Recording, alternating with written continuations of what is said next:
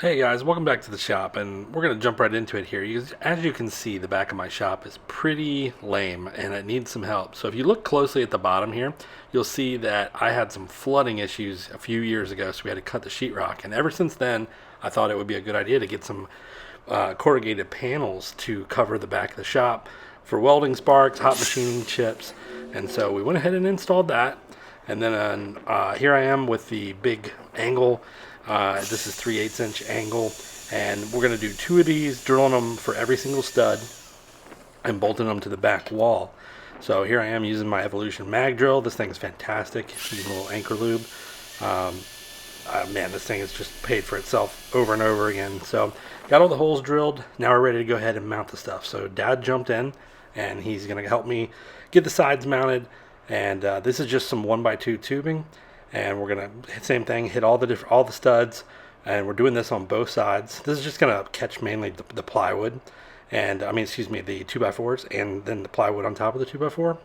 So one on each side, and then I was using a laser level. You can't actually see it in the footage, but you can definitely see that my shop roof is not straight. But all right, here we go. We got that up with a little bit of help from all my retired friends that could come over in the middle of the week. We got it up there, and boy, that beam was pretty heavy. So it was 20 foot wide and 4-inch angle. If you look close, you'll see that we screwed some cheater blocks to the wall to help me hold it nice and level while I was anchoring them to the studs. And we did one lag per stud, so it was pretty overkill, really.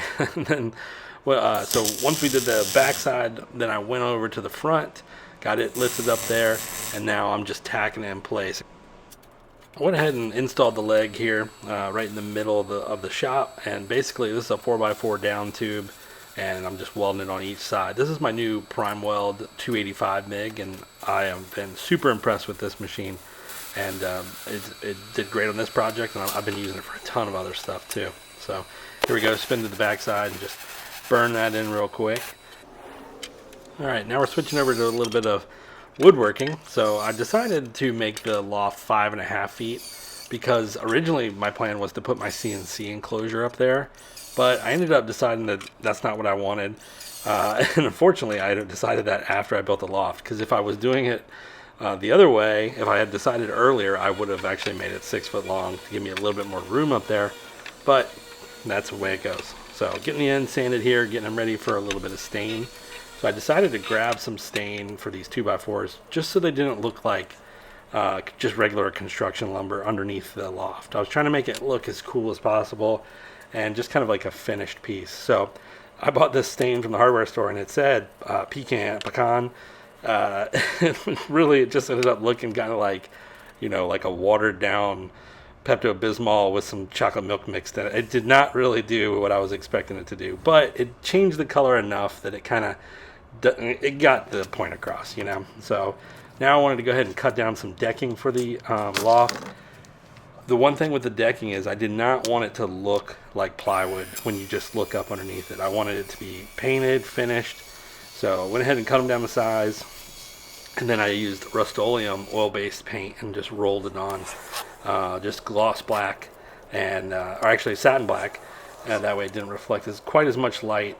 But I think it was worthwhile doing this. This is my favorite part about the loft now, looking back, is that it looks it looks finished underneath. And so here's a shot. I unfortunately lost the framing footage, so if you look close, the 2x4s go across. They actually sit on the angle iron on each side, and then you can see we hid studs in there to do the framing. And then I've got some wires running, of course, for the lights. But so I think it looks really good. So then we went to the next phase, and I wanted to use these stick-on bricks. It's like a faux brick. And here's a little test footage that shows you, and they look pretty cool. They were the cheapest option, and for a shop, I just wanted it to look cool. So there it is. And here's the before shot again, and then let's go to the final.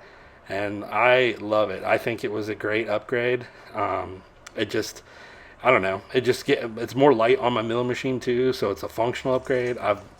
Since this video, I've been storing tons of stuff up on top of the loft now. Not really heavy stuff, just storage of supplies, etc. And here's a shot of the upper, and you can see I did a little black trim board, and I think it looks great, man.